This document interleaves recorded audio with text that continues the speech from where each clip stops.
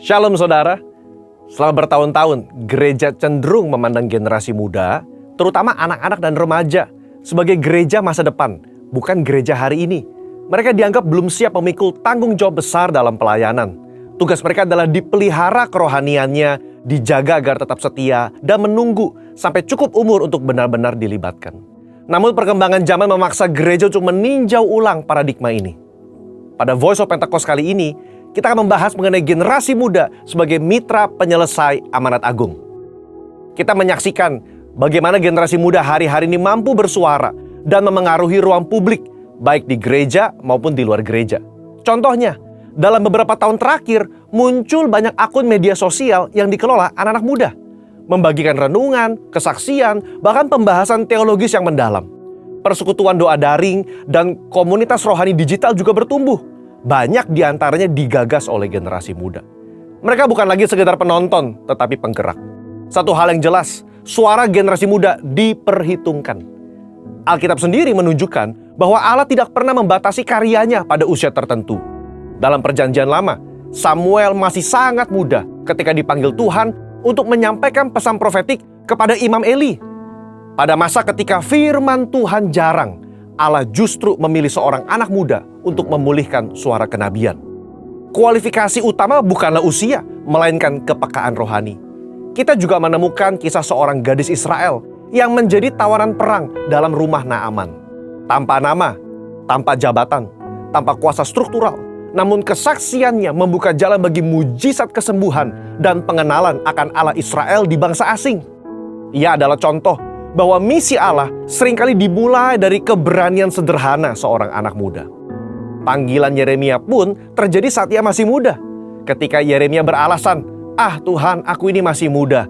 Tuhan menjawab, janganlah katakan aku ini masih muda. Allah sendiri menegaskan otoritas panggilannya atas generasi muda. Gereja harus menyediakan ruang bagi generasi Yeremia untuk bertumbuh dan melayani sekarang. Dalam Perjanjian Baru, Yesus menegur murid-muridnya yang menghalangi anak-anak untuk datang kepadanya. Ia berkata bahwa orang-orang seperti itulah yang empunya kerajaan Allah. Ini bukan sekedar ajaran moral, tetapi deklarasi teologis bahwa anak-anak adalah bagian penuh dari komunitas kerajaan. Bahkan dalam Matius 18 ayat yang kelima, menerima seorang anak dalam nama Yesus berarti menerima dia sendiri. Ini menjadi dasar kuat bagi gereja untuk memberdayakan generasi muda dalam pelayanan.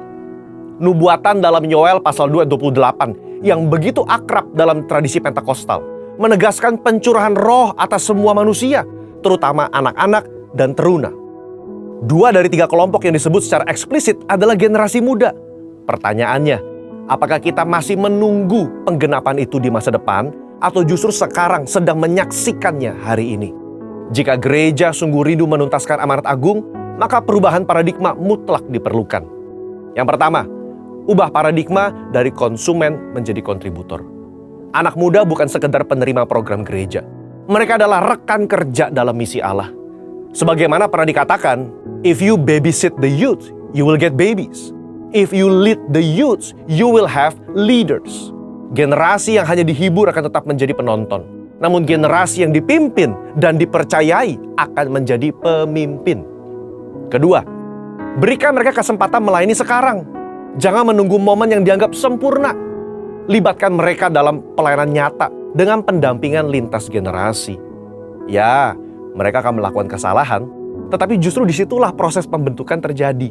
Gereja yang memberi ruang belajar akan melahirkan pekerja misi yang lebih cepat dan lebih siap.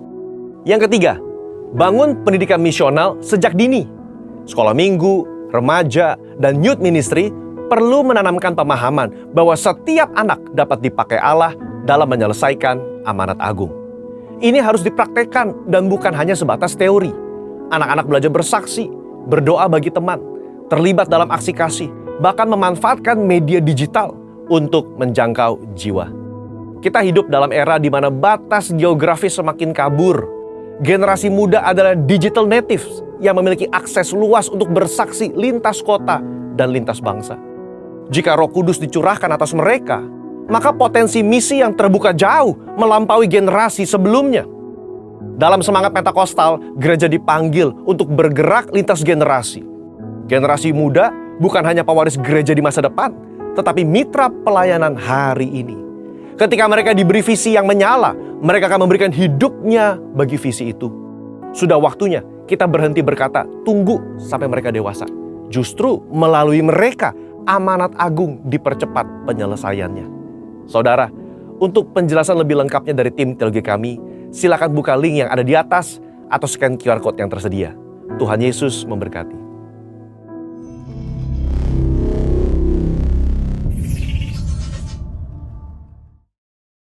Shalom Jemaat GBI Gunung Padang yang dikasihi Tuhan. Bersama saya Vero Dan saya Gracia. Berikut weekly news update GBI Gunung Padang minggu ini.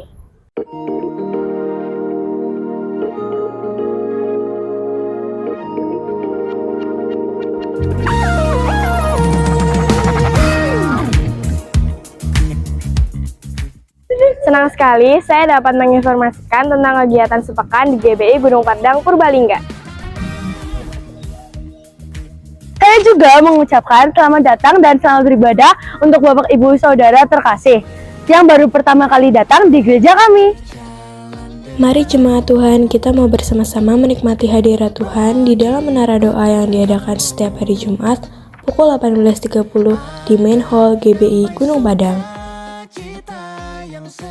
Mari kaum muda-mudi jangan lupa besok Sabtu tanggal 4 April jam 6:30 ada ibadah AIC di gereja. Minggu pagi ceria bareng Yesus. Yuk kita seru-seruan bareng di ibadah Kitchen yang diadakan setiap hari Minggu jam 8 pagi di gedung gereja lama. Ibadah SMOG akan dilaksanakan pada hari Senin tanggal 30 Maret jam 6:30 malam di gereja. Mari Bapak-Bapak, kita mau hadir dan rasakan lawatan Tuhan bersama. Pada bulan April akan diadakan baptis dan penyerahan anak. Untuk pengambilan formulir dan informasi lebih lanjut bisa menghubungi sekretariat gereja. Pelayanan bersama satu pintu layanan untuk jemaat. Dilayani dalam bidang apapun. Bagi jemaat yang ingin mendapatkan informasi lebih lanjut, dapat menghubungi nomor yang tertera. Damai sukacita yang sejati, yang abadi, ku ceritakan pada dunia, biar semua orang mengenal. Kau memanggilku setia, dan kini ku mau jadi terangmu.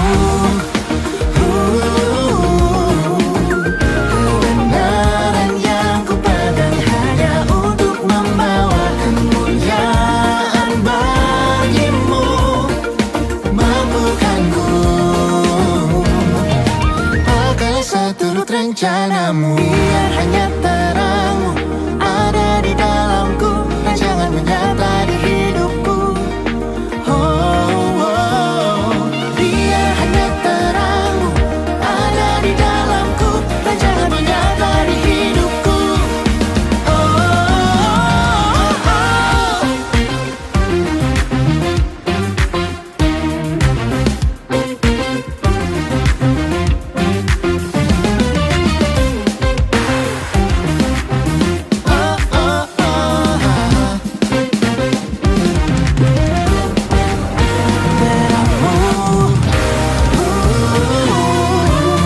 Kebenaran yang ku pegang hanya untuk membawa kemuliaan bagimu.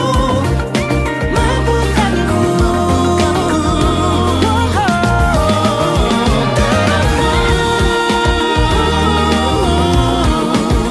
kebenaran yang ku pegang hanya untuk membawa.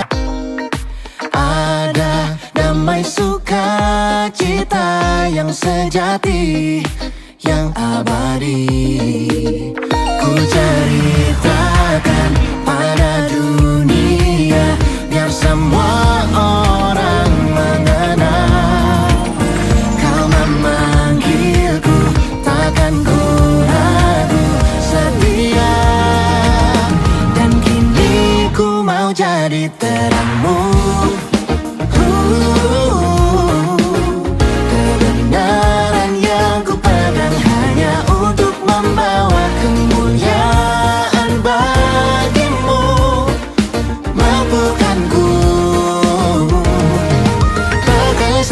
seturut rencanamu, berjalan denganmu, mengikut terangmu. Ada damai sukacita yang sejati, yang abadi. Ku ceritakan pada dunia, biar semua orang mengenal.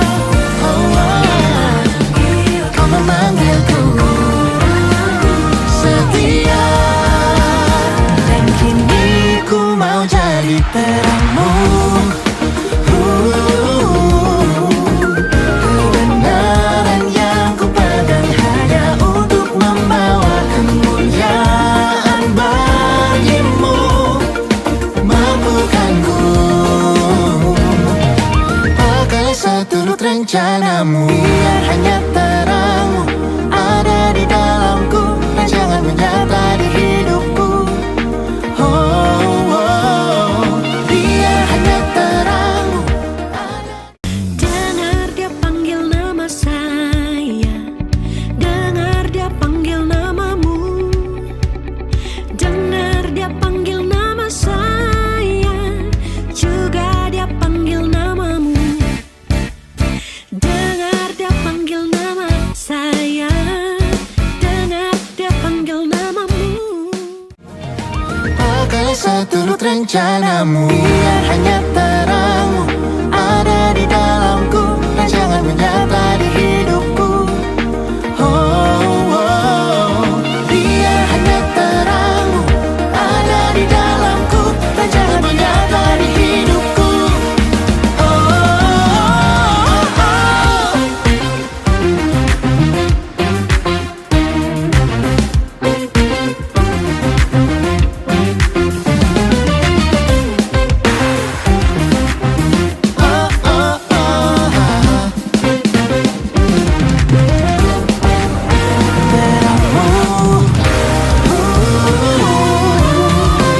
Kebenaran yang ku pegang hanya untuk membawa kemuliaan bagimu.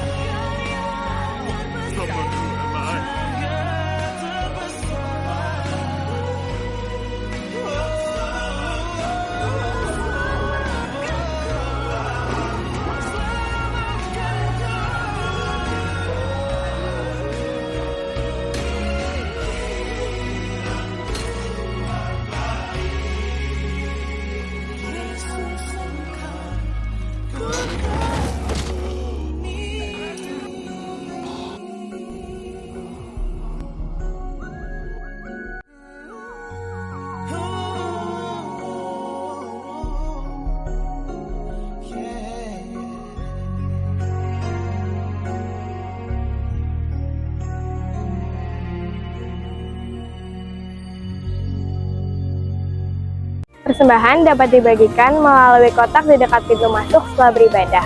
Selain itu juga dapat dibagikan melalui transfer atau scan barcode berikut.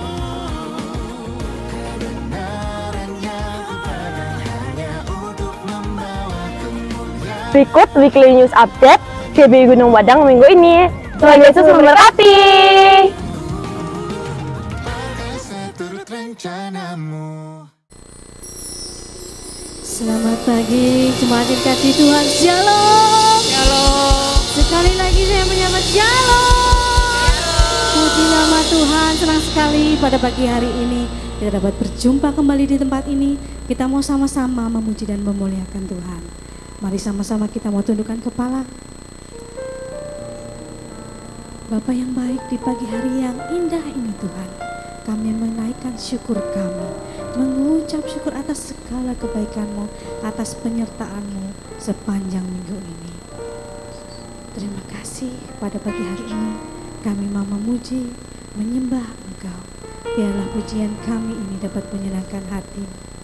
Kami mau mengundang Roh Kudus-Mu turun atas kami, menyertai, mengurapi setiap kami Tuhan. Kami mau Engkau pimpin dalam ibadah kami ini Tuhan, dari awal pertengahan hingga akhirnya nanti, sehingga ibadah kami ini dapat berjalan dengan baik Tuhan. Dan semua ibadah ini Tuhan hanya untuk mempermuliakan nama-Mu. Terima kasih Tuhan, inilah doa kami.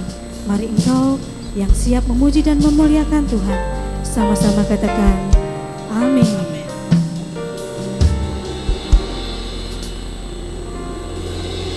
Dalam segala keadaan,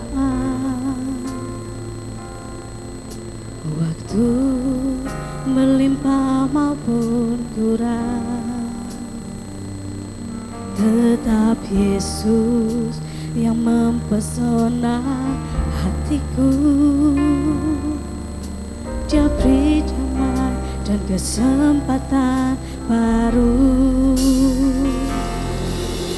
Di setiap musim kehidupan,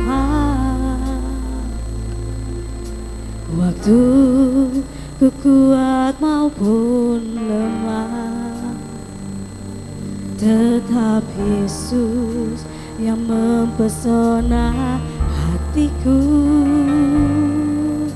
Dia beri hidup dan kesempatan baru. Sekali Yesus, selamanya Yesus. Harapanku tak akan hilang, karena kasih-Nya sekarang ku ada. Oh Yesusku, ku cinta Kau selamanya. Sekali Yesus, selamanya Yesus. Harapanku. Terima kasih Yesus.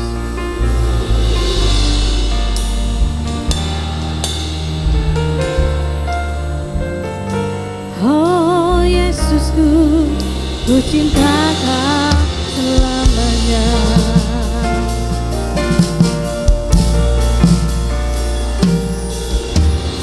Dalam segala keadaan, waktu berlimpah maupun kurang, tetap Yesus yang mempesona hatiku. Kau memberi damai dan selalu memberikan kesempatan yang baru. Di setiap musim kehidupan, waktu kuat maupun lemah, tetap Yesus yang mempesona hatiku. Dia beri hidup dan kesempatan baru. Sekali Yesus, selamanya Yesus. Harapanku tak akan hilang, karena kasih-Nya sekarang ku ada. Oh Yesusku, ku cinta Kau selamanya.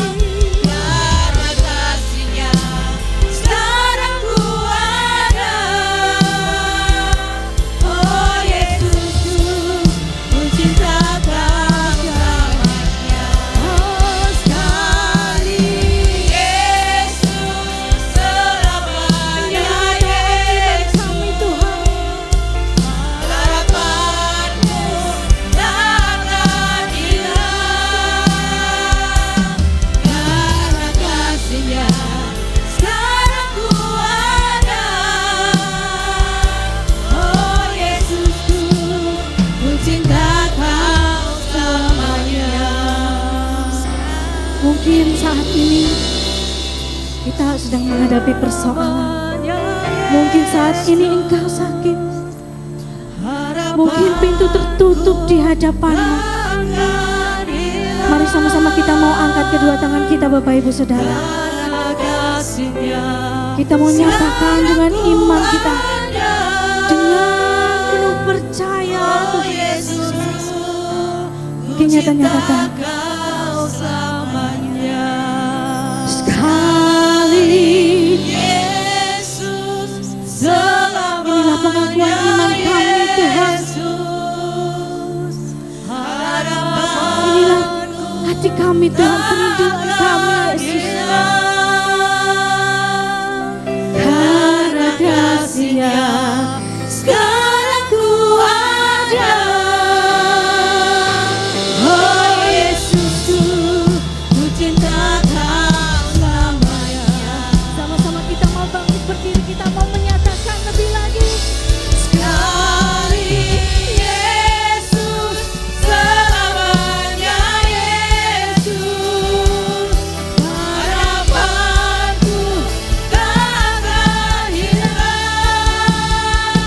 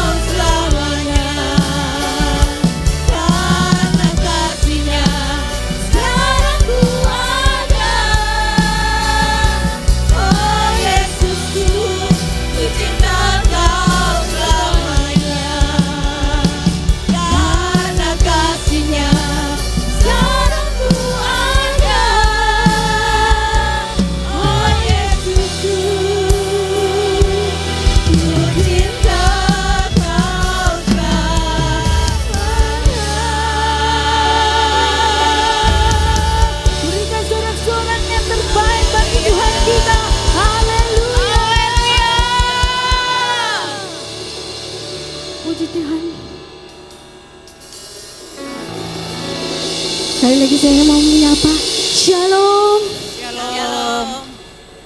Saya melihat banyak sekali wajah yang bersuka cita pada pagi hari ini. Amin. Mari kita akan memuji Tuhan lebih lagi. Kita mau bersorak-sorai, kita mau menyatakan bahwa Tuhan kita dahsyat. Sebab Tuhan Maha Besar dan Dia sangat terpuji.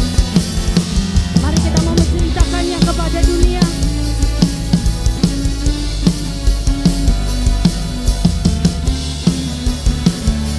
Mari kita katakan, sebab Tuhan Maha Besar dan sangat terpuji. Dia lebih dahsyat dari segala Allah. Sebab Tuhan Maha Besar dan sangat terpuji.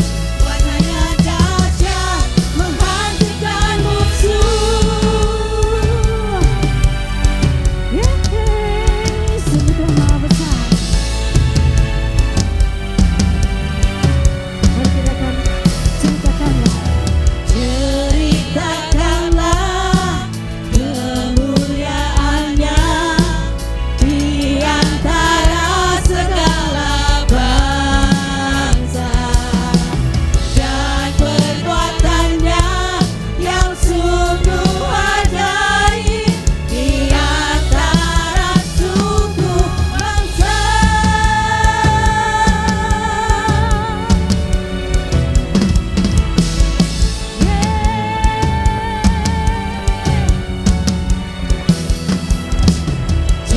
Ceritakanlah kemuliaannya di antara segala bangsa, dan perbuatannya yang sungguh ajaib di antara suku bangsa.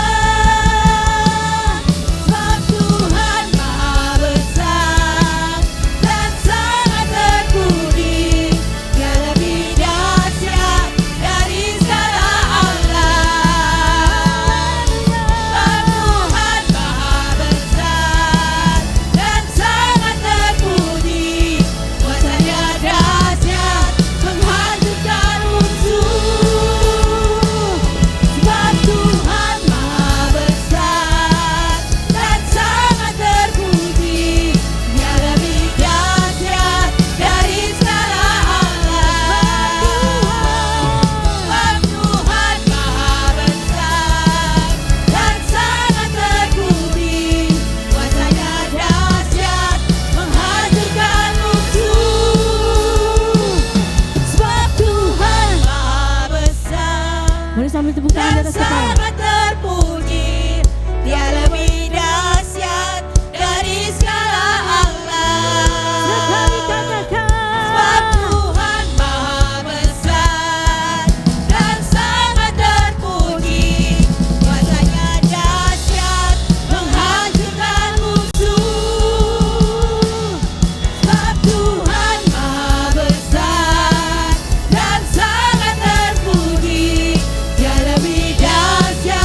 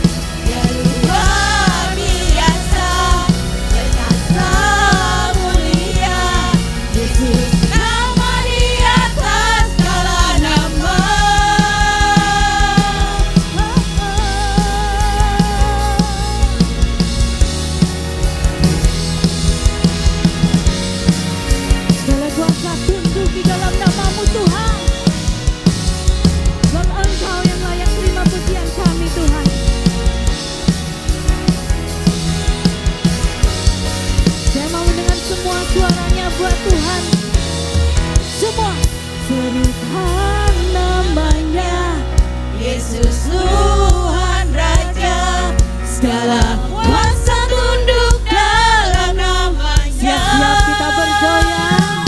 Yang luar biasa, perkasa mulia, Yesus nama di atas segala nama. Serukan namanya, Yesus Tuhan Raja, segala kuasa tunduk dalam namanya. Yang luar biasa, perkasa mulia, Yesus nama di atas segala nama. Yesus nama di atas segala nama. Yesus nama di atas segala nama.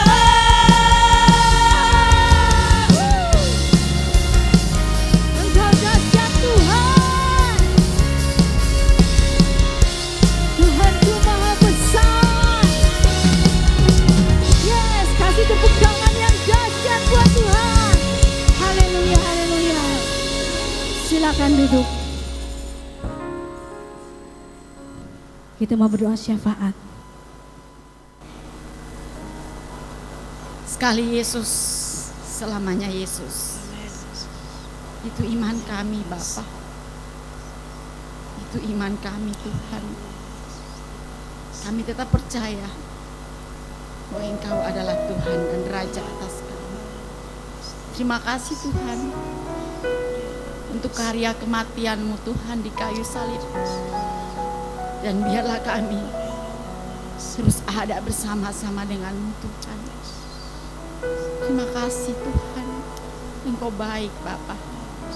Kami mengucap syukur untuk pagi yang indah ini Tuhan.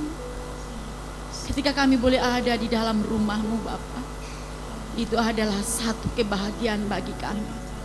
Ketika kami bersekutu bersama-sama memuji dan menyembah-Mu. Inilah pujian kami Tuhan.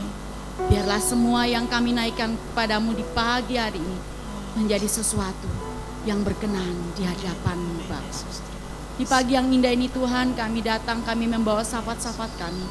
Kami mau berdoa bagi pemimpin rohani kami Tuhan. Kami membawa Bapak Pendeta Rubin Adi Abraham.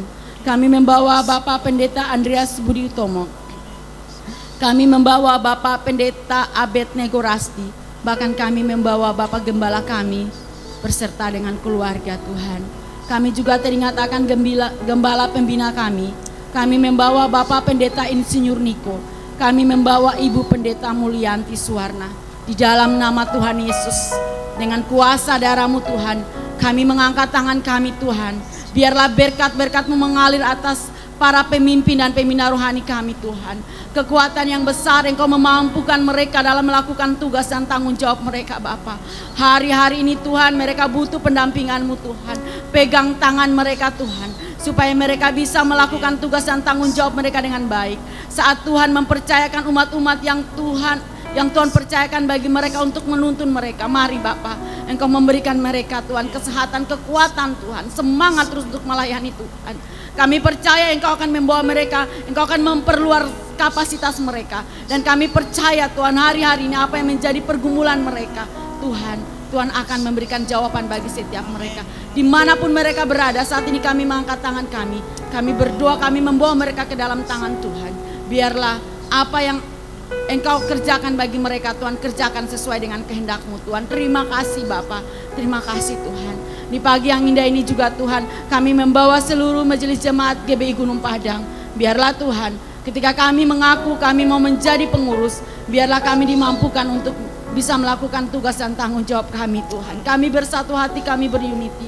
Kami mengangkat tangan, kami berdoa bagi semua pelayan-pelayan Tuhan yang bergabung di GBI Gunung Padang. Baik anak-anak youth, anak-anak kita dewasa muda maupun orang tua Tuhan. Kami berdoa di dalam nama Tuhan Yesus. Memampukan kami Tuhan untuk melakukan tugas dan tanggung jawab kami. Engkau memberikan kami roh kesetiaan, roh semangat terus untuk melayani pekerjaan-Mu Bapa. Sikara kali kalabala kali kalabasik ini nalaka sikara li kalabali kalabala balaba sangkap. Biarlah Roh Kudus mengalir, memenuhi seluruh jemaat 5 generasi GBI Gunung Padang. Supaya hari-hari ini Tuhan kami dipenuhi oleh Roh Kudus-Mu Tuhan. Supaya kami bisa melakukan tugas dan tanggung jawab kami, mentuntaskan amanah agung Tuhan. Terima kasih Bapa. Dan kami terlalu percaya berkat-berkat Tuhan mengalir atas 5 generasi GBI Gunung Padang. Apa yang kami kerjakan Tuhan buat berhasil. Engkau memberkati pendidikan anak-anak kami Tuhan. Berkati di dalam nama Tuhan Yesus. Bahkan hamba-Mu deklarasi Yeremia 33 ayat 6. Seluruh jemaat yang sakit saat ini sudah disembuhkan Bapa. Kami sehat, kami bersuka cita di dalam Engkau Tuhan. Apapun yang terjadi di musim ini, kami terlalu percaya Tuhan Yesus berjalan bersama-sama dengan kami Bapa. Terima kasih Tuhan. Terima kasih Bapa.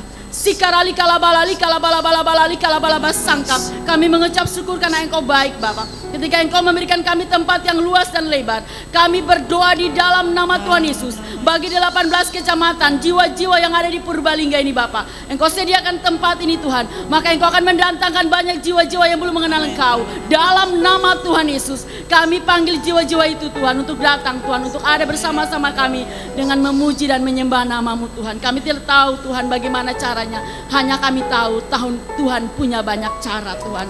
Terima kasih Bapa. Lali kalabasi karakali kalabalali kalabalaba. Tuhan, kami berdoa dan kami percaya firman-Mu terjadi. Ketika Engkau memberikan tempat ini bagi kami mengucap syukur. Ini sudah jadi milik kami Bapa. Ini sudah jadi milik kami Tuhan. Kami tunggu waktu yang tepat, karena Tuhan punya cara dan waktu yang tepat untuk gereja ini Bapa. Terima kasih Bapa. Terima kasih Tuhan. Bapa di surga, di dalam nama Tuhan Yesus, hamba kami semua mengangkat tangan kami. Kami mau mendeklarasikan Mazmur 23 terjadi atas kota dan bangsa kami Bapa. Kami berdoa di dalam nama Tuhan Yesus. Hari-hari ini Bapa, sikarali kalabali kalabalabasangka. Engkau ambil alih pada pemerintahan kami, dari yang pusat sampai ke daerah-daerah Bapa. Kendalikanlah pemerintahan ini Tuhan. Tuhan, kami percaya Indonesia ada dalam tangan-Mu Tuhan. Indonesia ada dalam kendali-Mu Bapa. Engkau menjadi gembala yang paling terbaik bagi Indonesia. Di tengah-tengah situasi dunia yang saat ini Tuhan, kami berdoa di dalam nama Tuhan Yesus. Kami tidak takut, karena kami punya Tuhan yang hebat. Karena kami punya Tuhan yang luar biasa. Kami perlu Tuhan, dan Engkau ada bagi bangsa dan kota kami Bapa. Terima kasih Tuhan. Terima kasih Bapa. Tuhan, saat ini mari Bapa Roh Kudus mengambil kami, setiap kami Tuhan. Kami akan mendengarkan kebenaran firman-Mu yang akan disampaikan oleh hamba-Mu Bapak Pendeta Abraham Suratman. Tuhan, kami berdoa apa yang menjadi pesan-Mu Tuhan yang akan disampaikan, kami mengerti dan kami memahami. Kami mau melakukannya dalam hidup dan kehidupan kami.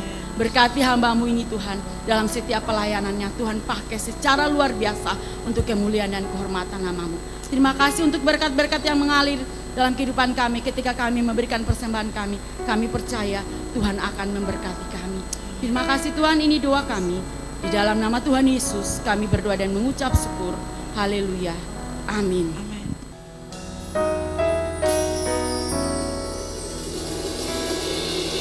Tuhan, Kau sempurna dalam rencana-Mu dan karya-Mu. Ku serahkan hidupku, murnikan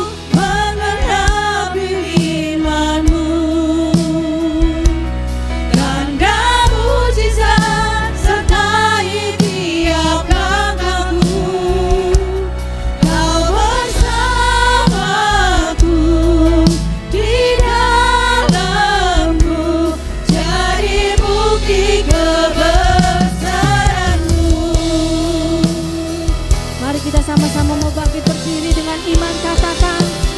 Hidupku mengenapi firman-Mu, tanda mujizat sertai tiap langkahku. Kau bersamaku di dalamku, jadi bukti kebesaran-Mu.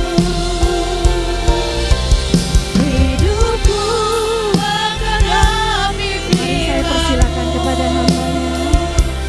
tanda mujizat sertai tiap langkahku.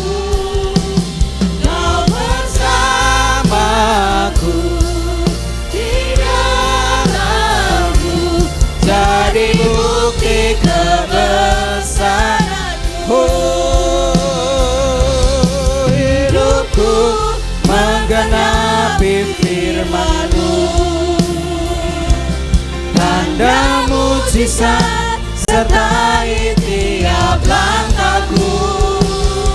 Kau bersamaku di dalammu, jadi bukti kebesaran-Mu. Jadi bukti kebesaran-Mu. Jadi bukti kebesaran-Mu. Mari berikan sorak-sorai yang paling meriah buat Allah kita. Haleluya. Oh, shikarala bala bala bala bala bala bala bala bala bala bala bala bala bala bala. Shikarala bala bala bala bala bala bala bala bala bala bala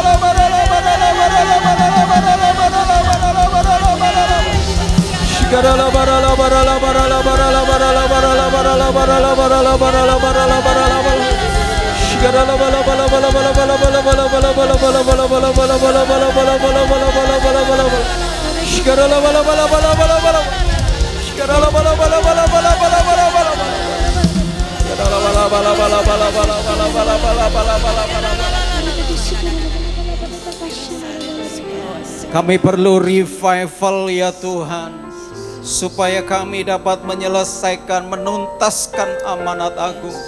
Dan kami butuh lawatan Tuhan secara pribadi, lepas pribadi dalam hidup kami, yang akan berdampak kepada sekeliling kami ya Tuhan. Sehingga kami boleh terus melakukan apa yang menjadi kehendak-Mu dalam hidup kami. Bapa, pagi hari ini silahkan Kau berurusan dengan kami Tuhan. Apa yang Tuhan mau bagi kami, sampaikan buat kami. Dan buka mata hati kami, lembutkan juga hati kami, supaya kami dapat mendengar dan dapat mengerti, dan kami dapat melakukannya dalam kehidupan kami. Pakai hamba-Mu menjadi alat-Mu untuk menyampaikan isi hati-Mu. Terima kasih Bapa, dalam nama Yesus Tuhan, kami siap menyambut firman-Mu. Dalam nama Yesus, yang siap diberkati firman Tuhan, katakan amin. Katakan amin. Tepuk tangan sekali lagi buat Allah kita. Haleluya. Ya, sebelum duduk, sapa dulu sebelahnya. Shalom. Apa kabar? Kamu hebat. Oke, silahkan duduk, Tuhan berkati.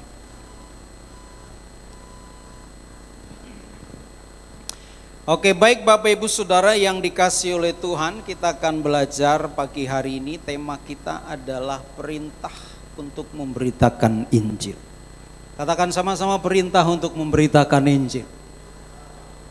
Nah, tema sinode adalah merindukan revival, kebangunan rohani. Tema Pak Niko tahun ini adalah menuntaskan amanat agung. Jadi kita mengalami revival supaya bisa menuntaskan amanat agung. Katakan amin.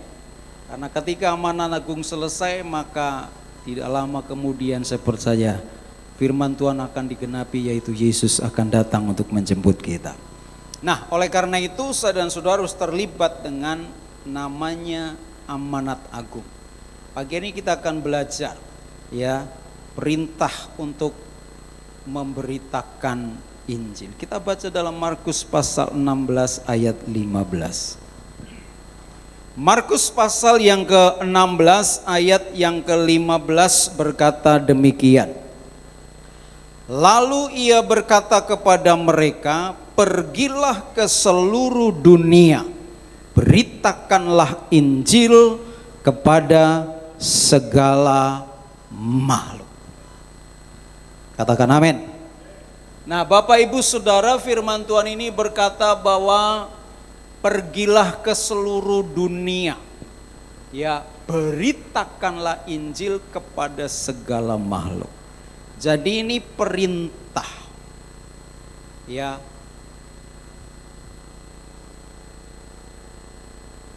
Memberitakan Injil adalah tugas bagi semua orang Kristen. Next. Ya, tugas semua orang Kristen. Ya, karena ini adalah amanat yang Tuhan sampaikan sebelum dia naik ke sorga kepada para muridnya, supaya mereka pergi untuk memberitakan Injil, pergi ke seluruh dunia, dan mereka harus memberitakan kabar baik, yaitu Injil. Jadi ini bersifat wajib, ya, tidak bisa tidak, harus dilakukan. Ya, kalau wajib berarti ya harus, nggak boleh enggak. Paulus berkata next dalam 1 Korintus pasal 9 ayat 16, karena jika aku memberitakan Injil, aku tidak mempunyai alasan untuk memegahkan diri. Sebab itu adalah keharusan bagiku. Ya, celakalah aku jika aku tidak memberitakan Injil. Jadi Bapak Ibu Saudara, Paulus mengatakan bahwa ini kewajiban, keharusan bagiku. Jadi memberitakan Injil bukannya tugas pendeta saja, bukan hanya tugas penginjil saja. Setiap orang Kristen punya tugas untuk memberitakan Injil. Kalau Markus mengatakan memberitakan Injil kepada segala makhluk, mungkin saudara bingung, masa makhluk harus diberitakan Injil? Bukankah Injil ini hanya untuk manusia? Nah, saudara perlu tahu kenapa Markus memakai kata makhluk. Ya, Injil Markus ditujukan untuk bukan orang Yahudi, tapi untuk non Yahudi, terutama pada waktu itu adalah orang Yunani. Dan bagi orang Yahudi, budaya, pandangan pada waktu itu, ya, mereka menganggap bahwa orang Yahudi adalah orang pilihan Allah. Dan orang non-Yahudi adalah orang kafir. Orang yang bisa dikatakan mereka menganggap bahwa orang di luar Yahudi itu seperti anjing. Anjing kan binatang ya. Karena itu kalau suruh membaca tentang kisah perempuan Syro-Fenisia, Yesus mengatakan roti ini hanya untuk anak-anak, tidak patut melemparkannya kepada anjing. Maksudnya perempuan Syro-Fenisia kan bukan orang Yahudi. Yesus sudah mengatakan ya bahwa pandangan yang dimiliki orang Yahudi pada waktu bahwa orang di luar Yahudi itu seperti makhluk yang lain, binatang, orang kafir, bukan pilihan Allah. Ya. Jadi, beritakanlah Injil kepada segala makhluk, memberikan pengertian bahwa Injil harus diberitakan kepada semua orang, bukan hanya orang Yahudi, tapi orang di luar Yahudi yang mereka pikir seperti makhluk, seperti anjing. Ya, jadi beritakan kepada segala makhluk artinya beritakan kepada semua orang, laki-laki, perempuan, besar, kecil, tua, muda, kaya, miskin, orang Yahudi, non-Yahudi, orang Jawa, bukan orang Jawa, orang mata sipit, mata belok, semua butuh mendengar Injil. Yang percaya katakan amin. Jadi saudara, kita harus beritakan Injil, dan ini hukumnya wajib. Paulus berkata ini wajib, kewajiban, keharusan bagiku. Sebab kalau aku tidak memberitakan Injil, katanya celaka aku.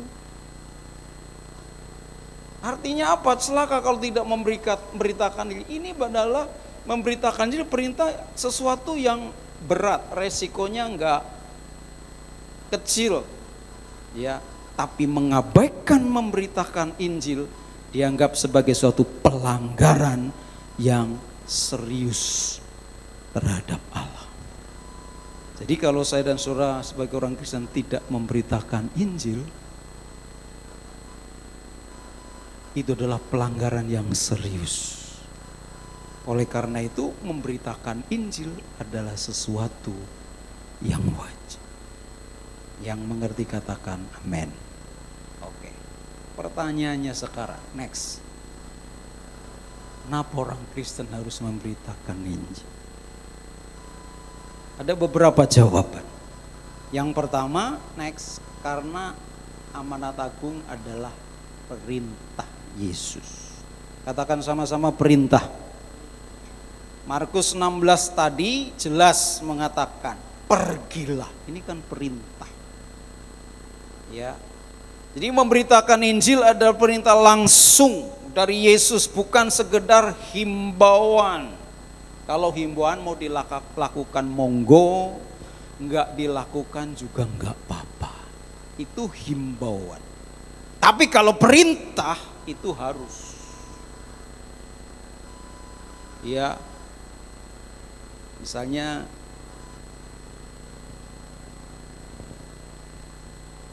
perintah saya menyuruh anak saya, nak, tolong belikan sabun mandi di toko sebelah. Itu perintah. Makanya dua pilihan, dia lakukan atau tidak.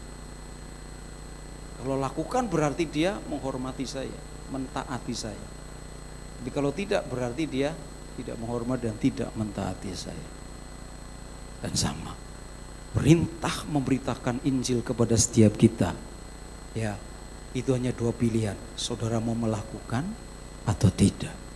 Tapi kalau kita melakukan berarti kita taat. Dan taat itu artinya menghormati juga. Nah, sebagai pengikutnya kita harus taat. Kenapa kita harus taat? Karena taat ini adalah bentuk penghormatan tertinggi. Ya, taat itu adalah bentuk penghormatan tertinggi. Jadi kalau kita mentaati orang tua, melakukan semua perintahnya, maka kita sedang memberikan hormat yang tertinggi kepada orang tua kita. Sama kalau kita melakukan perintah untuk memberitakan Injil, berarti kita sedang memberikan penghormatan kepada Allah kita, dan penghormatan yang tertinggi adalah ketaatan. Banyak orang Kristen belum mau memberitakan Injil karena mereka pikir gak apa-apa. Hari ini Tuhan berbicara kepada kita, kita harus memberitakan Injil. Yang mengerti katakan amin.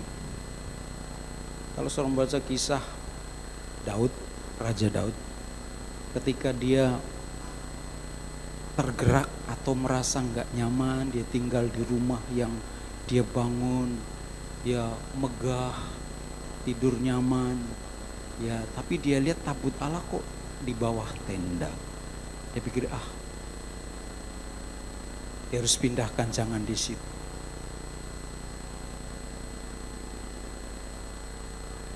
Tapi pada waktu dia mau memindahkan itu, ya, dia lupa, dia tidak mengikuti seperti yang diperintahkan oleh Tuhan kepada bangsa Israel. Dia kumpulkan para petinggi-petinggi yang membantu pemerintahannya, ya, bagaimana memindahkan tabut Allah ini, ya, ke tempat yang Daud mau. Lalu Daud membeli sebuah kereta baru, ya, dan menaikkan tabut Allah itu dalam kereta dan dibawa. Dia menari-nari memuliakan Tuhan pada waktu membawa tabut Allah. Tapi suatu peristiwa terjadi. yaitu bahwa tabut Allah, kereta itu lembunya tergelincir sehingga kereta itu miring dan tabut Allah itu hampir terguling. Maka Usa dan Ahio memegang tabut Allah itu. Dan tiba-tiba Allah menyambar mereka berdua dan mati. Daud kaget, kok begini? Daud menjadi takut tapi juga marah, kenapa Ahio mati? Dan akhirnya tidak jadi dibawa ke Yerusalem. Dititipkan di rumah Obed-Edom. Dia bertanya, kenapa? Rupanya tabut Allah itu harus dibawa dengan cara dipikul oleh para imam. Itu peraturan, itu perintah yang diberikan Tuhan kepada bangsa Israel. Dan hanya mereka yang boleh. Tapi Daud tidak melakukan tepat seperti yang diperintahkan oleh Tuhan. Karena itu terjadi peristiwa itu. Dan kekudusan Allah membuat Usa dan Ahio mati. Itu artinya apa? Daud kurang menghormati Tuhan. Karena dia tidak melakukan tepat seperti yang dia perintah. Jadi Bapak Ibu, ketika kita mentaati perintah Tuhan, kita sedang memberikan penghormatan yang tertinggi kepada Tuhan. Jadi kalau saudara memberitakan Injil, saudara sedang mentaati, dan itu artinya menghormati sang pemberi perintah, yaitu Tuhan. Oleh karena itu, kita harus memberitakan Injil. Yang setuju katakan amin. Oke, ya kenapa kita harus memberitakan Injil? Yang kedua, karena ketaatan adalah bukti mengasihi Tuhan. Ya. Jadi selain ketaatan itu menghormati atau memberikan penghormatan tertinggi, maka ya ketaatan adalah juga bukti kita mengasihi Tuhan. Bukti kita mengasihi Tuhan. Firman Tuhan berkata dalam Yohanes 14 ayatnya yang ke-21, ya. Yesus berkata, jika engkau mengasihi aku, maka engkau akan menuruti segala perintah. Jadi orang yang mengasihi pasti dia taat kepada perintah Tuhan. Kalau saudara berkata bahwa aku mengasihi Tuhan, kita menyanyi aku mengasihi Engkau Yesus dengan segenap hatiku. Tapi kita tidak melakukan perintah Tuhan, itu hanya di mulut. Hakikatnya tidak. Oleh karena itu Bapak Ibu, kalau saya mau saudara mengasihi Tuhan, maka kita harus menjadi orang Kristen yang mentaati, yaitu dengan mau memberitakan Injil. Setuju katakan amin. Saudara baca dalam Kisah Rasul pasal 8 ayat 26 sampai 27. Malaikat perintahkan pada Filipus, kamu pergi ke jalan yang disebut jalan lurus. Di situ ada seorang sida-sida sedang naik kereta pulang dari Yerusalem pulang ke Ethiopia, sedang membaca kitab Nabi Yesaya. Dia butuh dijelasin. Apa yang dilakukan Filipus? Dia taat, dia lari ke jalan itu dan ternyata benar. Ya, ketika dekat kereta itu dia berkata, mengertikah Tuhan apa yang Tuhan baca? Bagaimana aku mengerti kalau tidak ada yang memberitahu? Lalu Filipus disuruh naik duduk dan disitulah dia mulai menerangkan. Dia baca dari kitab Yesaya yang kurang lebih berkata, ya seperti domba, tentang nubuatan Kristus.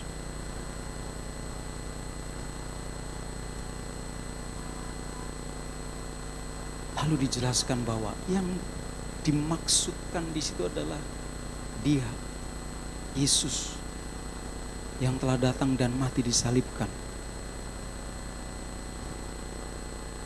Dan setelah itu akhirnya si Dasya itu percaya. Dan ketika ketemu air langsung dibaptis. Filipus taat. Sehingga jiwa dimenangkan. Nah, kalau kita sebagai orang Kristen ya taat karena kita mengasihi Tuhan. Saya ingin percaya ada begitu banyak orang yang menerima Kristus dan akhirnya diselamatkan. Jadi ketaatan bukti kita mengasihi Tuhan.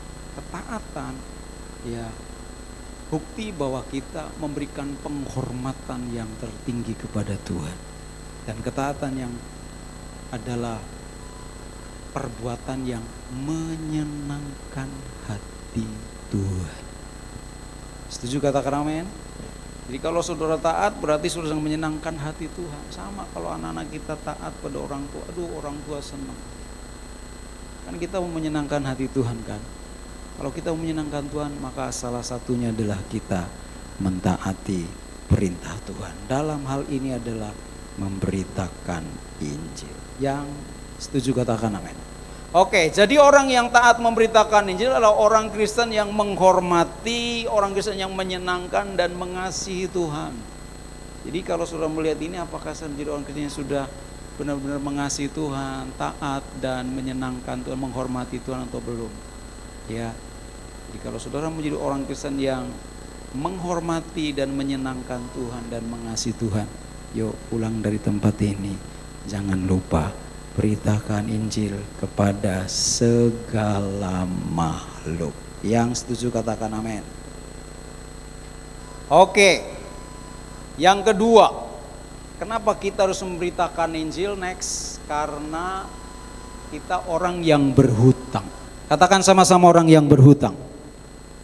Roma pasal 1 ayat 14 sampai 16 berkata, aku berhutang baik kepada orang Yunani maupun kepada orang bukan Yunani, baik kepada orang terpelajar maupun kepada orang tidak terpelajar.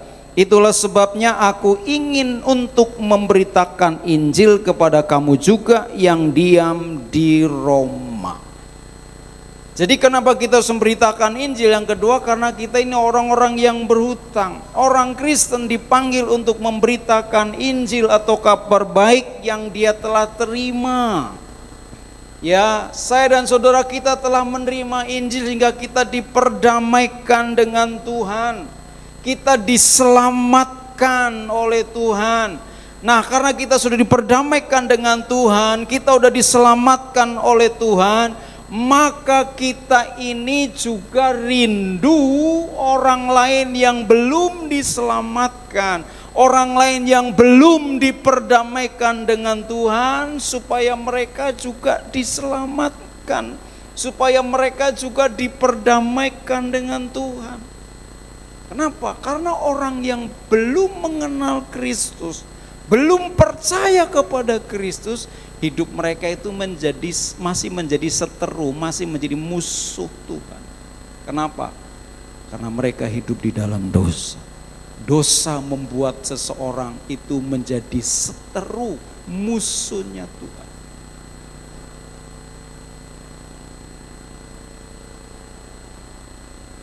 Karena itu mereka butuh Injil. Karena ketika mereka menerima Injil, mereka diperdamaikan. Enggak musuhan lagi, berdamai dengan Tuhan. Mereka tidak berada dalam jalan kebinasaan lagi. Mereka berada dalam jalan keselamatan. Mereka diselamatkan oleh Tuhan. Oleh karena itu mereka butuh dengar Injil. Supaya mereka bisa dengar Injil maka perlu ada yang mengabarkannya. Ada yang memberitakannya. Siapakah mereka? Saya dan saudara. Jadi kalau kita belum memberitakan Injil kepada mereka, maka kita punya hutang. Ya, yaitu hutang untuk memberitakan Injil. Dan hutang harus dibayar. Kalau belum dibayar, sudah mati pun keluarganya akan berkata, Bapak Ibu, ya kalau ada mungkin beliau yang dipanggil Tuhan, mungkin papa, saudara atau ibu, ya mungkin dalam kesehariannya ada sangkut paut hutang piutang yang belum sempat terbayarkan, bisa berurusan dengan kami keluarga. Betul tidak? Hutang harus dibayar. Nah, saya dan saudara punya hutang untuk memberitakan Injil. Nah, memberitakan Injil berarti memperkenalkan kasih Allah dan mengundang orang lain untuk mengalami pemulihan hubungan dengannya, dan ketika kita sudah memberitakan Injil, kita telah membayar hutang kita kepada orang lain.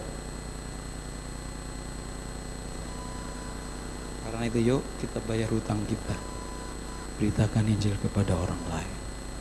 Setuju, katakan amin. Saya mau bersaksi, saya ini bisa percaya kepada Yesus, bahkan bisa menjadi pendeta, itu karena ada orang yang cerita. Orang tua saya bukan Kristen, kakek saya juga bukan orang Kristen, bahkan di atasnya juga nggak ada orang Kristen. Beberapa tahun yang lalu, ketika saya masih kecil lah, mungkin kalau nggak salah antara kelas 3 SD, ketika sedang bermain dengan teman-teman saya nggak tahu siapa yang cerita, tapi saya mendengar satu sepenggal cerita tentang begini kurang lebih. Ada nabi yang baik. Dia baik kepada semua orang, dia suka menolong orang lain. Sekalipun dia nabi yang baik, tapi banyak orang membenci dia. Bahkan bukan hanya membenci, dia ditangkap lalu dihukum dengan cara apa? Tangan dan kakinya dipaku di kayu palang. Selesai sampai di sini, saya penasaran, siapa nabi yang baik? Banyak menolong orang, baik kepada semua orang, tapi kok dibenci? Malah dihukum dengan cara yang mengerikan, dipaku tangan dan kakinya. Saya penasaran, siapa dia?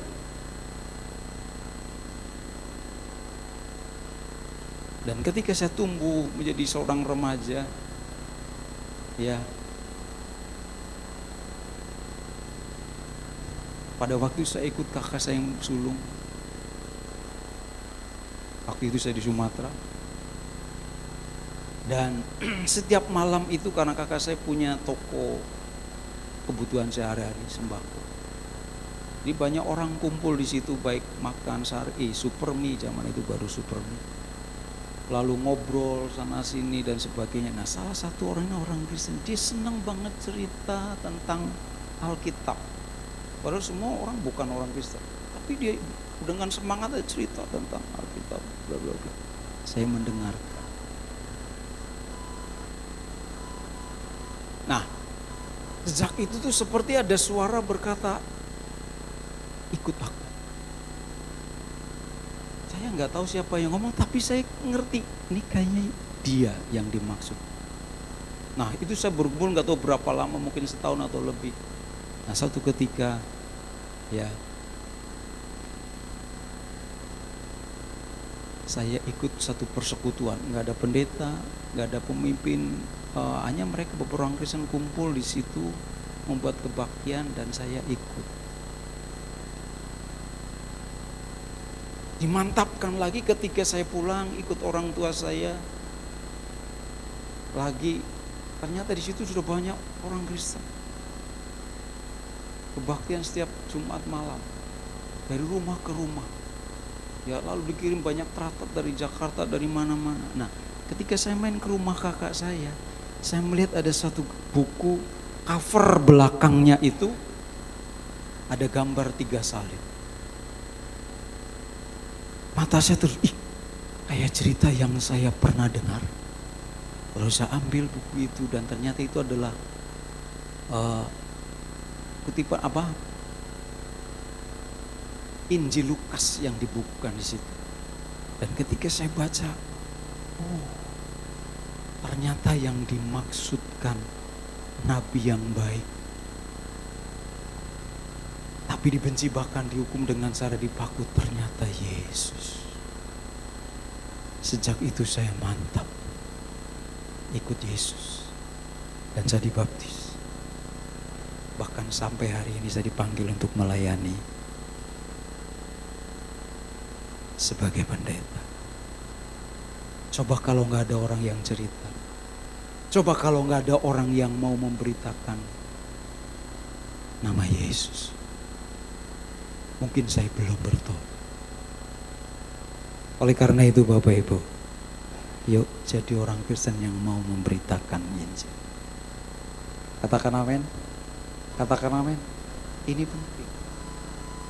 Saya percaya saudara bisa kenal Yesus karena pasti ada orang yang cerita. Mungkin orang tuamu, mungkin temanmu, mungkin saudara.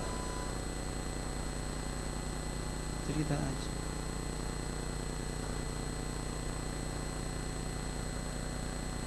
Ada banyak cara bagaimana kita bisa memberitakan Injil. Bagikan, perkenalkan kasih Allah. Ya, sehingga orang bisa mengerti dan Roh Kudus sendiri yang akan membuat dia bertobat. Bagian kita adalah memberitakan itu. Katakan amin. Ini penting. Ya. Jadi Bapak Ibu, kita punya hutang. Kalau kita belum beritakan Injil, maka kita masih berhutang. Karena masih banyak orang, kita sudah diselamatkan, kita sudah menerima anugerah. Dosa kita sudah diampuni. Kita sudah ada di jalan yang benar. Kita sedang menuju kepada surga. Sementara ada banyak orang di luar sana yang belum mengenal kasih karunia. Dan hidup mereka sedang berjalan menuju kebinasaan. Sebab jika seseorang tanpa Kristus, mereka sedang menuju kebinasaan. Dan kita berutang sebagai saya memberitakan kepada mereka anugerah di dalam Yesus Kristus Tuhan. Yang mengerti katakan amin. Ini penting. Di Australia ada seorang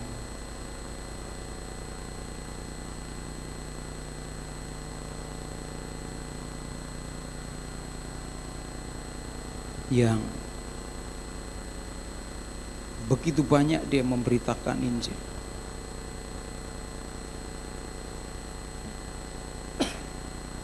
Bernama Frank Jenner. Dia dulunya pemabuk, dulunya penjudi, dulunya hidupnya enggak dalam kebenaran. Tapi setelah dia mendengar Injil dari seseorang, hidupnya diubah. Dia bertobat, dia tinggalkan cara hidup yang kacau, yang amburadul, hidup yang menderita. Dia merasakan ada damai sejahtera, ada sukacita. Dia merasakan inilah hidup yang sesungguhnya. Nah, ketika dia hidupnya sudah diubahkan dari cara hidup yang enggak benar, ya judi, mabuk-mabukan dan lain sebagainya, bisa berhenti dari judi, bisa berhenti dari mabuk, bisa hidup sehat, bisa hidup benar. Dia merasa berhutang. Wah, saya sudah diselamatkan, hidup saya sudah diubahkan. Dia melihat ada begitu banyak orang juga yang sama seperti dia dulu. Karena dia merasa aku harus memberitahukan kepada mereka. Karena itu dia bertekad untuk memberitakan kabar baik kepada setiap orang. Dan dia lakukan selama kurang lebih 28 tahun.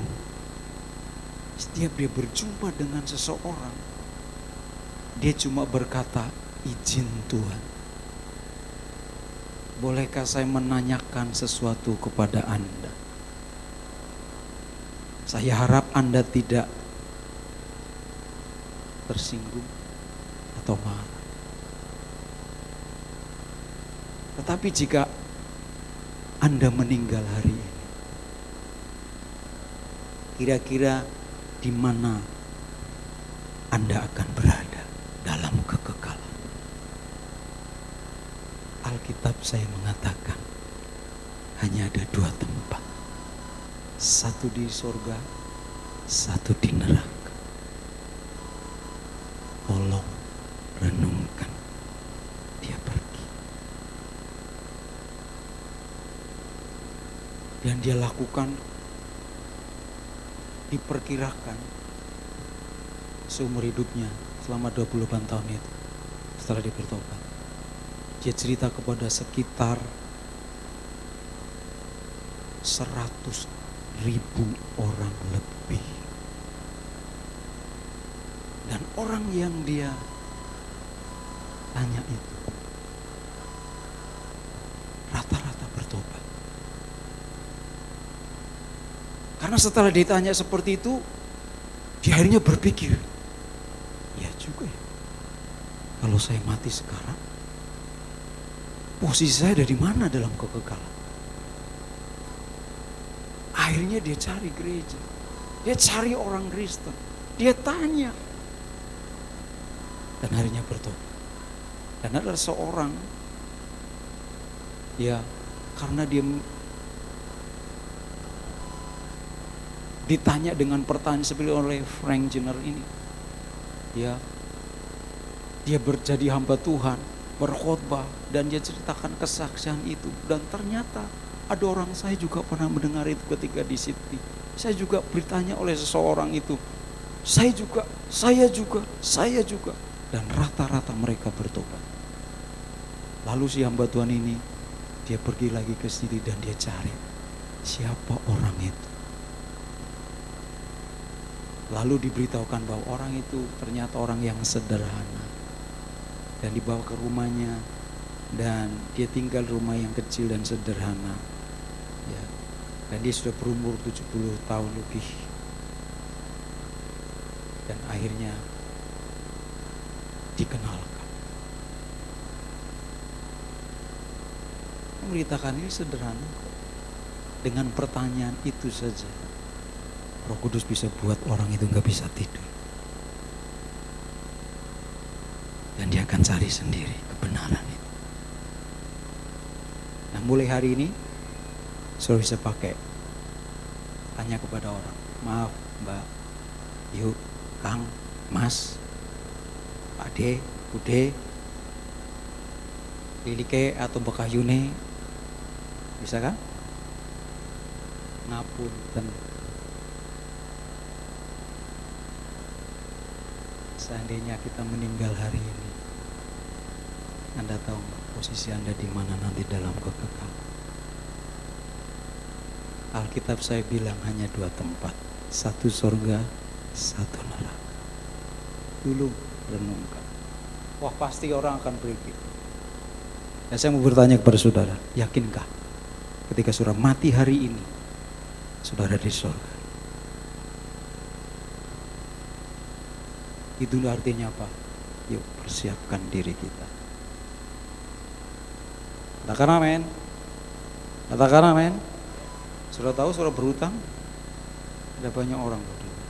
Mungkin orang itu baik sama saudara, tapi saudara gak pernah beritahukan. Saya pernah membaca sebuah kisah. 2 orang bersahabat. Sahabat baik.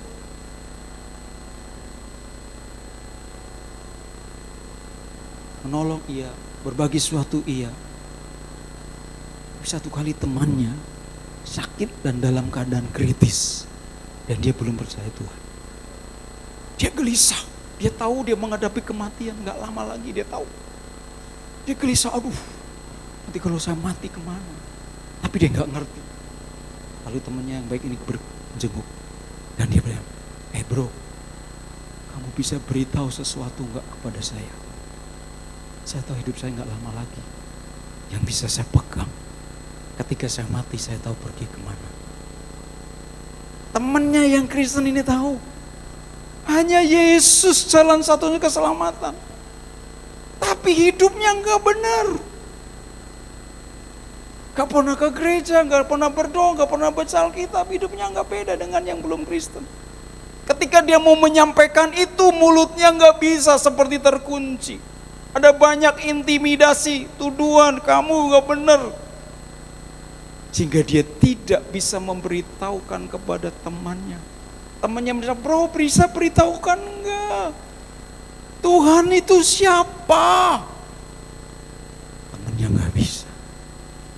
Dan akhirnya sahabatnya yang sakit itu meninggal tanpa Kristus. Kristus. Kita tahu kemana. Karena itu Bapak Ibu, kita punya utang. Kita harus memberitakan kabar baik kepada setiap yang setuju, katakan amin. Oke. Yang ketiga, kenapa kita harus memberitakan? Karena Injil itu menyelamatkan setiap orang. Katakan Injil menyelamatkan setiap orang. Roma pasal 1:16 berkata, sebab aku mempunyai keyakinan yang kokoh dalam Injil. Karena Injil adalah kekuatan Allah yang menyelamatkan setiap orang yang percaya. Pertama-tama orang Yahudi tetapi juga orang Yunani. Jadi Bapak Ibu, Injil itu kekuatan Allah yang menyelamatkan setiap orang yang percaya. Jadi Injil itu menyelamatkan.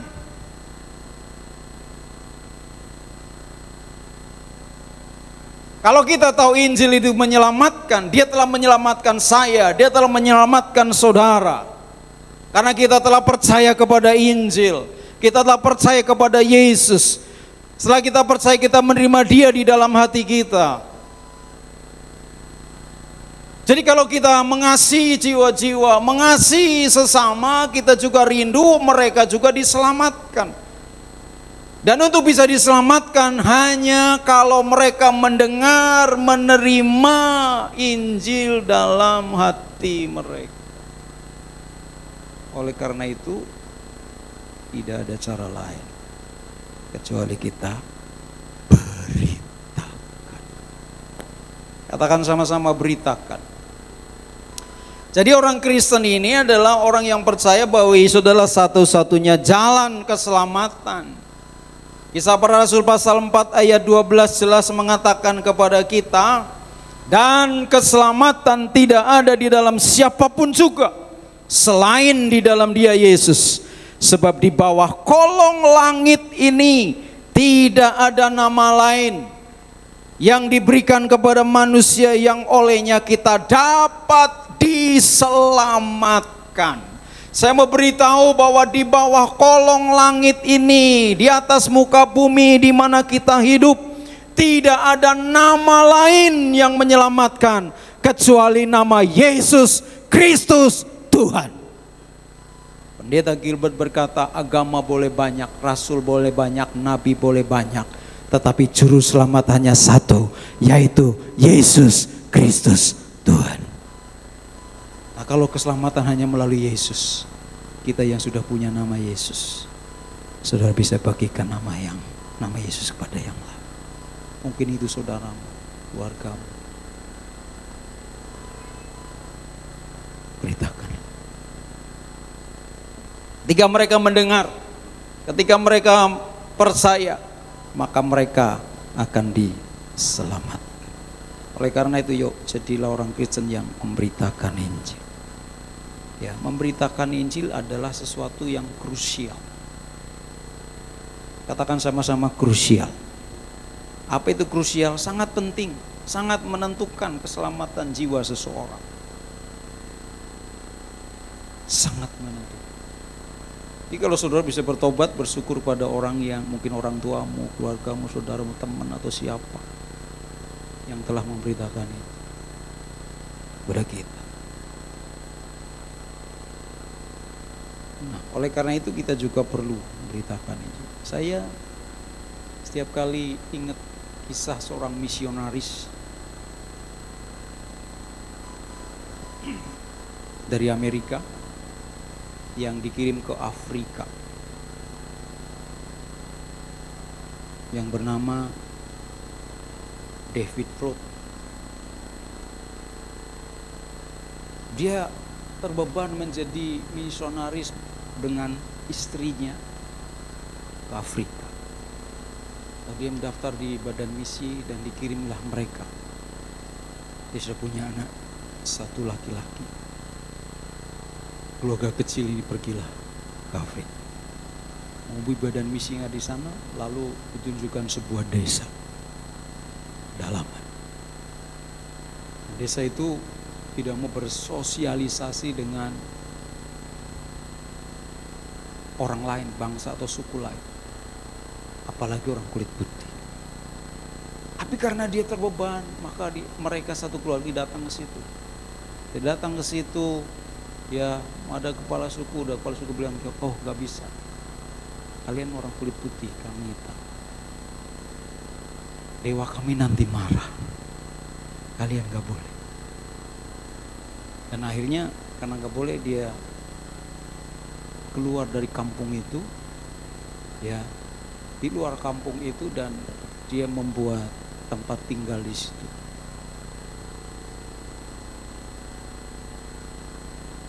Mendirikan tempat untuk dia tinggal dengan dinding-dindingnya dikasih lumpur untuk mereka tinggal.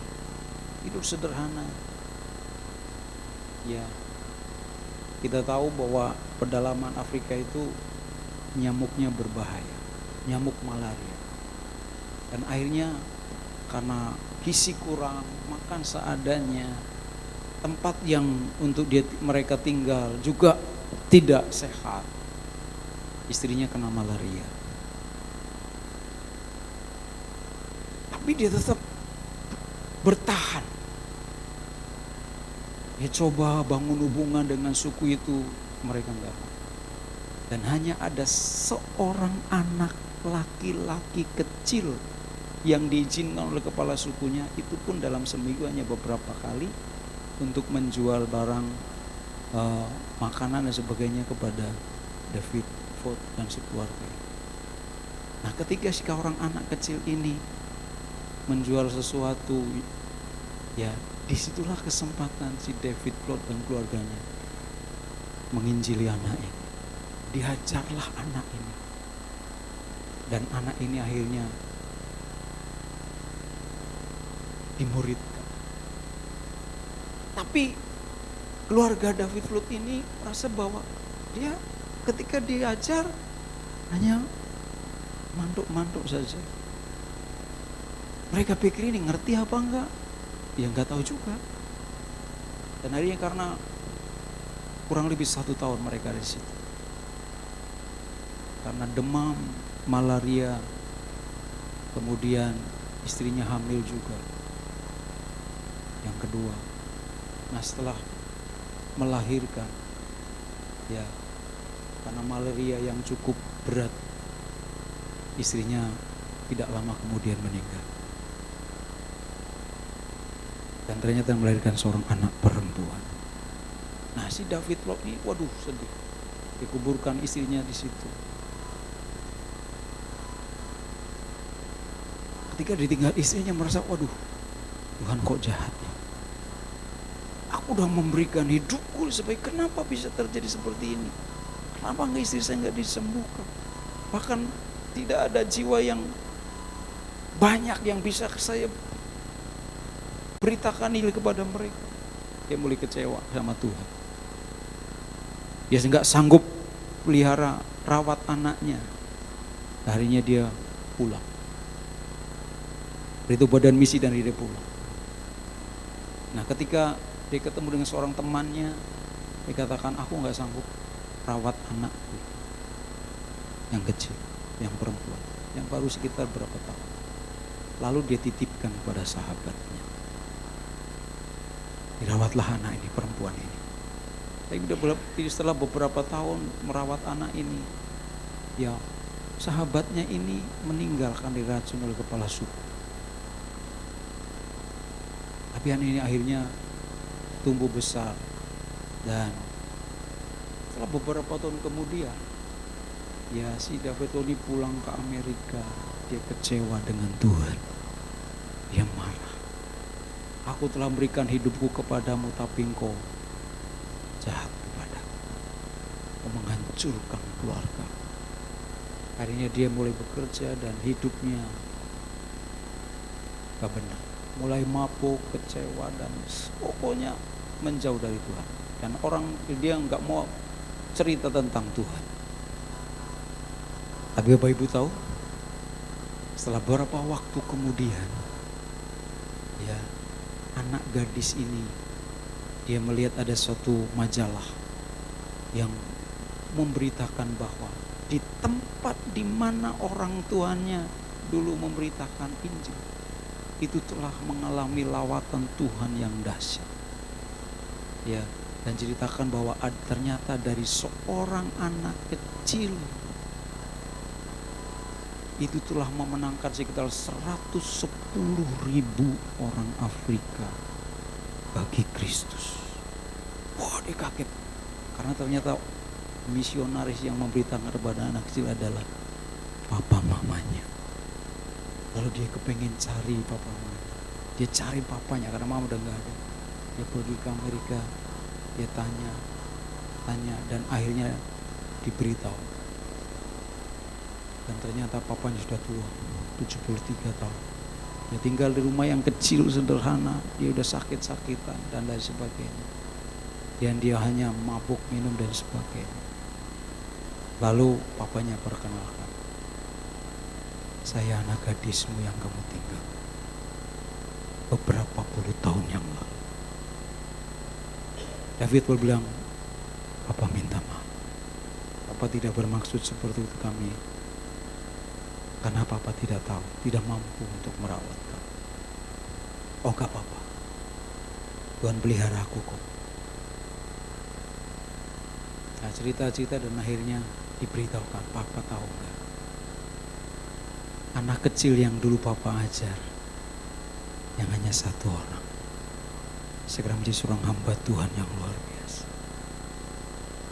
Dia telah memenangkan sekitar 10.000 orang Afrika bagi Kristus. Lalu diberitahukan majalah itu. Ketika dia lihat kaget, ternyata apa yang aku lakukan tidak sia-sia. Sejak itu dia sadar. Dia minta ampun sama Tuhan karena dia kecewa sama Tuhan. Dia bertobat. Di sisa hidupnya dia menyadari dan dia bertobat. Dan akhirnya dia dipanggil Tuhan dalam keadaan sudah kembali kepada Tuhan. Saya mau beritahu buat kita. Mungkin saat kita memberitakan Injil, kelihatannya nggak ada hasil. Kita cerita ke orang, mungkin orang marah, menolak kita, kasar sama kita. Gak apa-apa. Bagian kita memberitakan. Yang bisa membuat seseorang bertobat bukan kita. Itu hanya Tuhan. Kita hanya alat. Ceritakanlah. Beritakanlah. Roh Kudus yang akan menginsafkan setiap orang. Katakan amin. Oleh karena itu Bapak Ibu memberitakan tidak akan pernah sia-sia. Karena firman itu akan kembali dengan kuasanya. Oleh karena itu, yuk jadilah orang Kristen yang mentaati perintah Tuhan. Memberitakan Injil, karena Injil menyelamatkan setiap orang. Oke, kesimpulan. Jadi Bapak Ibu Saudara, next. Perintah memberitakan Injil wajib bagi setiap orang Kristen karena memberitakannya adalah perintah langsung dari Yesus sendiri, bukan himbauan. Karena kita orang yang berhutang untuk memberitakan Injil, dan karena Injil adalah satu-satunya jalan keselamatan. Oleh karena itu yuk beritakan Injil. Kapanpun, dimanapun kita bisa beritakan Injil. Amin. Mari kita bangkit berdiri, kita akan berdoa. Berikan pada kami. Berikan pada kami hati yang mengasihi, jiwa-jiwa yang belum mengenal kasih Bapa. Mereka yang dalam, mereka yang tersesat, hati kami iba seperti hatimu Yesus. Katakan Tuhan, Tuhan, ini tugas kami. Beri keberanian bagi kami. Taruhlah roh yang rela melayani dan menyenangkan hati Tuhan, itu yang ku ingini. Katakan, berikan pada kami hati yang mengasihi, jiwa-jiwa yang baru mengenal kasih Bapa. Mereka yang dalam gelap, mereka yang tersesat, hati kami iba seperti hatimu Yesus. Katakan sama-sama, Tuhan, ini tugas kami, beri keberanian bagi kami. Taruhlah roh yang rela melayani dan menyenangkan hati Tuhan, itu yang ku ingin. Oh, Tuhan, ini tugas kami, beri keberanian bagi kami. Taruhlah roh yang rela melayani dan menyenangkan hati Tuhan, itu yang ku. Sekali lagi katakan, Tuhan, oh, ini tugas kami, beri keberanian bagi kami. Taruhlah roh yang rela melayani dan menyenangkan hati Tuhan, itu yang ku ingini. Dan menyenangkan hati Tuhan, itu yang ku ingini. Dan menyenangkan hati Tuhan, itu yang ku ingini. Yarala barala barala barala barala barala barala barala barala barala barala.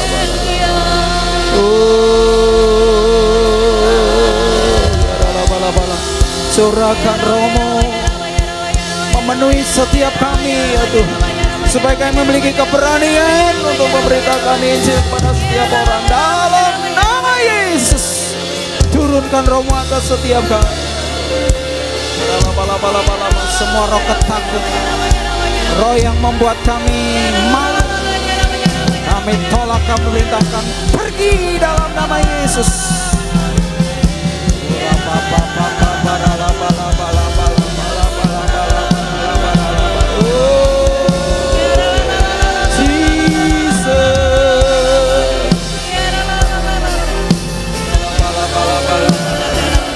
Selawat setiap kami, jamah setiap kami, jamah ya Tuhan, jamah ya Tuhan, jamah, jamah, jamah dalam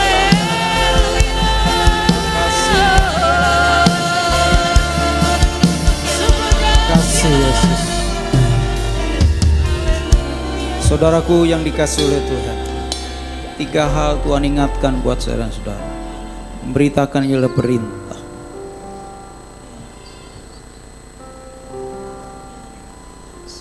memberitakan Injil adalah kewajiban bagi kita, karena kita orang yang berhutang. Karena Injil adalah menyelamatkan setiap. Mungkin ada orang-orang, ada teman-teman mereka yang sedang mencari, tapi mereka nggak tahu. Saudaralah jawabannya, bawa kabar baik ini kepada mereka. Saya merasa bahwa Tuhan beritahukan buat saudara, banyak di antara kita malu, banyak di antara kita takut ketika kita mau memberitakan kabar baik ini. Hari ini saya berdoa buat saudara yang malu, yang takut, yang bingung, supaya Tuhan berikan keberanian, karena itu buka tangan saudara di hadapan Tuhan. Berdoalah, minta cukup sendiri kepada Tuhan. Selain saya akan berdoa buat saudara. Bapak hamba berdoa buat mereka yang takut untuk beritakan ini, buat mereka yang gak tahu, buat mereka yang malu. Dalam nama roh yang membuat mereka malu, roh yang membuat mereka takut, roh yang membuat mereka tidak tahu. Dalam nama Yesus aku perintahkan, keluar dari mereka dalam nama Yesus. Pergi dari kehidupan mereka. Semua penghalang, tipu daya iblis, kami tolak, kami hancurkan dalam nama Yesus. Dan saat ini Roh Kudus mampukan setiap kami menjadi pembawa kabar baik, sehingga banyak orang menerima kabar baik dan mereka diselamatkan. Terima kasih Bapa, urapan khusus turun atas setiap kami, memampukan kami melakukan perintah Tuhan ini. Terima kasih Bapa. Jika ada di antara mereka yang sakit, tanpa berdoa sembuh dalam nama Yesus. Dalam nama Yesus kesembuhan mengalir. Yang punya persoalan masalah ditolong Tuhan. Dalam nama Yesus mereka pulang dengan pertolongan, pulang dengan kesembuhan, dan damai sejahtera Tuhan melimpah atas kami. Terima kasih Bapa. Dalam nama Yesus kami mengucap syukur dan berdoa. Haleluya. Sama-sama katakan amin. Tuhan memberkati kita semua. Mari Bapak Ibu dan Saudara kasih Tuhan, kita bersama-sama bangkit berdiri. Kita akan mengakhiri seluruh rangkaian ibadah kita pagi hari ini. Tidak lupa kami mengucapkan terima kasih kepada hambanya Bapak Pendeta Abraham Suratman yang sudah menyampaikan firman Tuhan dalam ibadah kita pagi ini. Saya percaya firman Tuhan tidak akan kembali dengan sia-sia, tapi firman Tuhan memberkati kita semua. Amin. Bilang kiri kananmu, jadilah saksi Kristus. Amin. Jadilah saksi Kristus bagi banyak orang. Amin. Kita naikkan pujian ini sekali lagi. Tuhan, ini tugas kami, beri keberanian bagi kami. Taruhlah roh yang rela melayani dan menyenangkan hati Tuhan, itu yang ku ingini. Oh Tuhan, ini tugas kami, beri keberanian bagi kami. Oh taruhlah roh yang rela melayani dan menyenangkan hati Tuhan, itu yang ku ingini. Dan menyenangkan hati Tuhan, itu yang ku ingini. Dan menyenangkan hati Tuhan, itu yang ku ingini. Berikan sorak-sorai bagi Tuhan. Katakan haleluya. Terima kasih Tuhan Yesus, terima kasih. Kami bersyukur Bapa buat kehadiran-Mu, lihat kuasa-Mu yang kudus dalam ibadah kami pagi hari ini. Kami umat-Mu telah memuji, menyembah dan mengagungkan nama-Mu. Segala sesuatu yang kami kerjakan dalam ibadah ini, biar semuanya boleh berkenan dan menyukakan hati Tuhan, dan kami boleh diberkati oleh Tuhan. Kami bersyukur juga untuk kebenaran firman Tuhan yang hari ini kami terus diingatkan bertalian tentang memberitakan Injil Kristus. Kiranya firman Tuhan yang telah kami dengar dalam ibadah ini tidak kembali dengan sia-sia, tapi termaterai di hati kami dan kami boleh melakukannya. Berkati hamba-Mu Bapak Pendeta Abraham Suratman yang sudah menyampaikan isi hati-Mu pagi hari ini. Engkau terus memakai, melengkapi dan mengurapi, dan juga terus memakai hamba-Mu ini dan keluarganya, supaya dimanapun hamba-Mu ini berada memberitakan Injil-Mu, penyertaan Tuhan nyata dan banyak orang diselamatkan. Terima kasih Tuhan Yesus, terima kasih. Dan kami tidak lupa berdoa untuk persiapan ibadah raya yang kedua nanti sore. Kami rindu hadirat Tuhan yang sama memimpin kami dan menyertai kami, supaya ibadah-ibadah yang kami lakukan di dalamnya sungguh-sungguh hadirat Tuhan bekerja dengan luar biasa. Terima kasih Tuhan, terpujilah nama-Mu dari dulu sekarang dan sampai selama-lamanya. Sebentar kami akan kembali ke tempat kami masing-masing, seperti Tuhan menuntut kami pada waktu kami berangkat ke tempat ini. Demikian juga pada waktu kami pulang, penyertaan Tuhan, perlindungan Tuhan sempurna dalam kehidupan kami masing-masing. Terpujilah nama-Mu dari dulu sekarang dan sampai selama-lamanya. Di dalam nama Tuhan Yesus Kristus Kami sudah berdoa dan mengucap syukur buat berkat Tuhan yang Tuhan limpahkan bagi kami dalam sepanjang ibadah ini. Haleluya. Kekasih Tuhan, pada pagi hari ini arahkan hatimu dan angkat kedua tanganmu, biar berkat Tuhan dilimpahkan atas kita semuanya. Tuhan memberkati setiap kita yang hadir dalam ibadah pagi hari ini. Dia memberkati keluargamu, Dia juga memberkati kesehatanmu. Tuhan memberkati segala pekerjaan usahamu, Tuhan memberkati anak-anakmu, dan Tuhan juga memberkati pelayan pengirim akan Tuhan. Serta Tuhan juga menyatakan perlindungannya bagi kita sekalian. Tuhan menyinari engkau dengan wajahnya dan memberi engkau kasih karunia. Tuhan menghadapkan wajahnya kepadamu dan beri engkau damai sejahtera. Karena itu saudaraku dikasih Tuhan, marilah kita bersama-sama pulang dan penuh sukacita dan membawa berkat rahmat Allah berlimpah-limpah serta kasih sayangnya sempurna di dalam putranya tunggal itu Tuhan kita Yesus Kristus, serta persekutuan yang manis dan indah dalam kuasa Roh Kudus menyertai kita sekalian hari ini sampai selama-lamanya. Yang percaya diberkati Tuhan kita berkata amin. Tuhan Yesus memberkati kita sekalian. Amin.